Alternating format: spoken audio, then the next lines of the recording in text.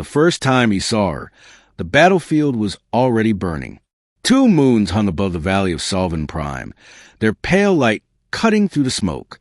Corpses of metal and flesh littered the ground, humans and aliens alike. Commander Rian Vale stood silent, sword in hand, the hum of his plasma blade fading into the cold wind. He had fought many warriors in his life, but none like the one who now emerged from the fire.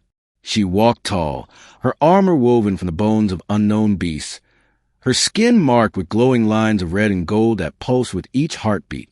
In her hand she carried a long spear, black and jagged, humming with energy. The soldiers behind Rian stepped back. "That's her," someone whispered.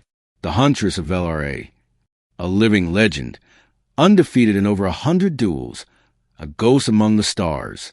And now, she was staring straight at him. Her name was Azel, the Huntress of Varyn, the one who hunted invaders of her world and left none alive. Rian didn't move, only raised his sword slightly.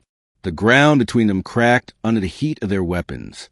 Then she spoke, her voice echoing strangely through her helmet. Neither human nor alien. "You came to destroy my world," she said. "You'll find we are not easy prey."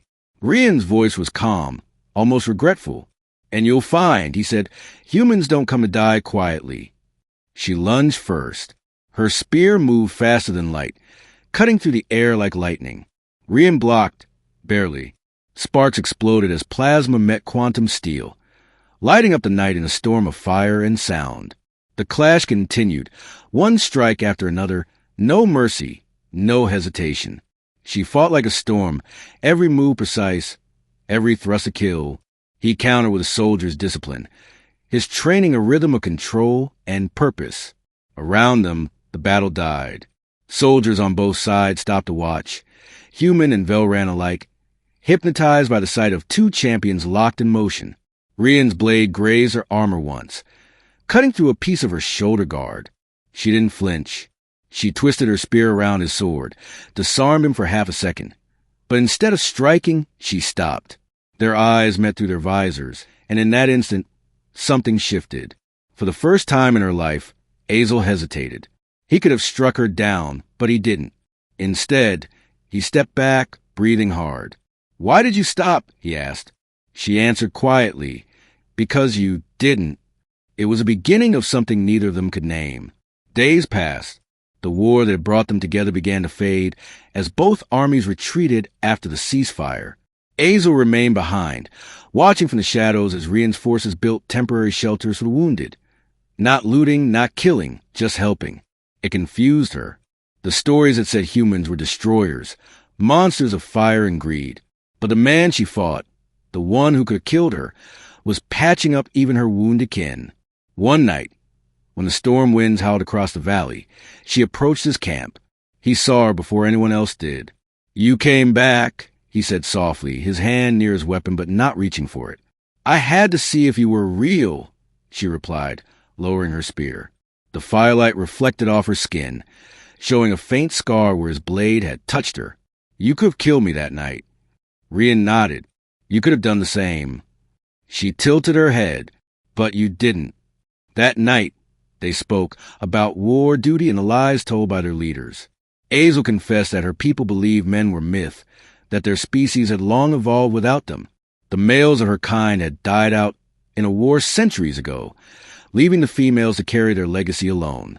To them, men were a dangerous story, one best forgotten. Yet here he was, alive, different, calm, kind. Rian listened in silence, realizing how deep the gulf between them was.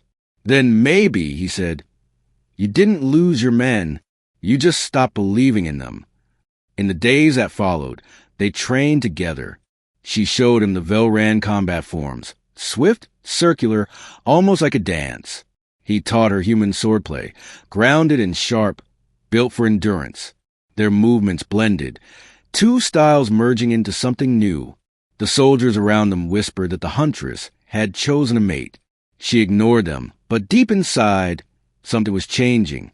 For the first time, her heart beat not for victory, but for someone who fought without hate. One evening, under the twin moons, Azel stood on the ridge, watching Rian repair a broken drone. Why do you fix things? She asked suddenly. Because I've broken enough already, he said. She stepped closer, her spear glinting in the moonlight. You fight like no one I've met, she whispered. You kill without rage and spare without weakness. You are not like the others. He smiled faintly. And you? You fight like someone who doesn't want to fight anymore. Before either of them could speak again, alarms blared. A rogue Velran faction, the ones who refused peace, had launched a strike. Explosions tore through the camp. Rian grabbed his sword, Azel her spear. Side by side they fought. It wasn't like their first battle. Now, they moved as one. Her spear guarded his flank. His sword covered her back. When a plasma shell hit nearby, she threw herself over him, shielding him from the blast with her armor. He caught her hand. You'll die, he shouted. Better with you than against you, she said through the smoke. When the dust settled, the attackers lay defeated. The sky burned orange. Azel's armor was scorched, her breathing heavy. Rian rushed to her side. Stay with me, he said. She smiled weakly. I told you, she whispered. I don't know defeat. He shook his head, gripping her hand tightly. You don't have to win anymore. Later, when peace finally came to Varyn Prime, the story of the Huntress and the humans spread across both worlds. Some said they vanished into the outer colonies, teaching a new generation of warriors. Others believed they became guardians of the silent frontier, a living reminder that even in war, something stronger than victory could exist: understanding. And when the winds of Varyn Prime howled again, travelers sometimes swore they could hear two weapons clashing faintly in the distance, not in anger, but in perfect rhythm, like a heartbeat shared by two souls who once met on opposite sides of a burning world.